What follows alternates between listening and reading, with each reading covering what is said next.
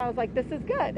this is making sure that other kids are not impacted. Joaquin Castro, can you tell us, one, what were some of the specific things that they asked for that they said they needed? You mentioned that very early in the recommendations for speeding up the process. Yeah. Can you tell us what the public should take from the fact that you as all Democrats are here and Republican senators are over there, and there's this big issue that has to be addressed? Well, look, we want to find solutions for this situation.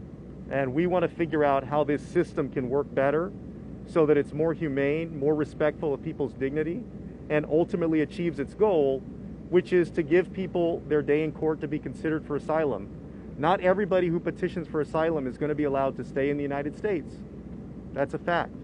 But these folks should have their day in court. That's what they're asking for. And we should treat them humanely in the meantime. And so with respect to some of the recommendations, for example, there was a recommendation on how the federal government could keep people in places other than the CBP processing centers, so that they would still be identified for who they are when they come into when they present themselves at the border, but they wouldn't be kept in those cramped facilities, and that you could process them more quickly by mobilizing the federal agencies to one location to do that, because we're talking about thousands of people right now. There were also recommendations about the work hours for folks who are working on these kinds of cases. In the past, people's work time was not utilized in the way that perhaps the best way that it could have been. And so we got a list of specific recommendations. Those were also passed along, many of them to the administration a few weeks ago. But I'm glad that we were also informed of them so that we can go back and press the administration on work on those things as well. Yes, Barbara. One of the most important recommendations that has been presented is a variety of ways to shorten the length of time. Shorten the length of time that the young people will be here, so that they can, this is a transition point, so that they can be reunited with their family or sponsors. So they recommended how to do that in a very efficient manner. And once again, it gets down to more resources. Like I said, we were talking about, well, how do you verify the family members that are not here and in other parts of the country? And it's sending caseworkers out there. It's doing background checks. And so that takes, once again, it takes a lot of resources to do that. You don't think that through, but that's all the steps it needs in order for these young men and women to be processed accordingly. I just have to follow up on your response about the different things going on the border. The Republicans there, you guys here. You said, well, we want humanity. So are you saying the Republicans don't want humanity, or what should people that are seeing these two different things go on, and do we get anything from this as a public? Is this theater? I mean, I don't know how many of you all have been here before or been on the border. No, I mean, look, we come to these facilities to figure out what's going on and figure out how we can make things better. And that requires not just our efforts, but other members of Congress and the administration and local officials and nonprofits. And so it's a big process to do that. And it takes a lot of work, not just from the members of Congress, but also from our staff who are here as well. And so we're here in earnest. I can't speak to, I know Senators Cornyn and Cruz, I think, are in the Rio Grande Valley today. I don't know whether they've done their event or not. I don't know what their purpose is. Oh yeah, I mean, in fact, I think on Twitter, before we did this trip, I said any member of Congress who's interested in attending to reach out to my office. I've done that before on the other trips that I've done, and we've actually had on occasion in the past, not this time, but we've actually had Republican members of Congress that have been part of things that codels that I've been on to border facilities. Yeah, well, any 7 members of Congress here, would you call it a crisis, that what's going on with the immigration and the border? Young people fleeing violence is a crisis. A broken immigration system is a crisis. We can call it whatever we want. Our job is to help fix it. Right. And so that's what we are focused on. That is our job. That is our responsibility. And so while and I know Kevin McCarthy and House Republicans came down to the border previously, and they had 0 solutions. When asked, what would you change, they had no comments. They wanted to play politics. They want to go to the most difficult, CBP facilities and point to it and say that the president created this. And what we're focused on is from the minute individuals claim lawful legal asylum to the minute that they are paired back with a relative, that is a humane process that goes from CBP to ORR to facilities like the one behind us, and that it is done in a safe and humane way. And so while Republicans want to talk about Mr. Potato Head and Dr. Seuss, we are focused on delivering solutions for our communities. What are some of your recommendations to the Biden administration to make this better? Well, we just shared some of those, and then we'll share some of those when we get back to Washington. What can be done immediately? Because, resources is budget, is rope. Is that all EO that has executive order? One of the immediate things they said was OOR was dismantled in the previous administration, and they didn't put a request for proposal out to basically be able to continue to have opportunities for a humanitarian process for children. So it was very clear from folks here, they told us there was nothing because the previous administration completely cut the program or any humanitarian process. And then they said, they understood, what political maneuver that was, but we understand that hurt kids, that hurt our country, and not being able to, again, have this process in place as humane and just.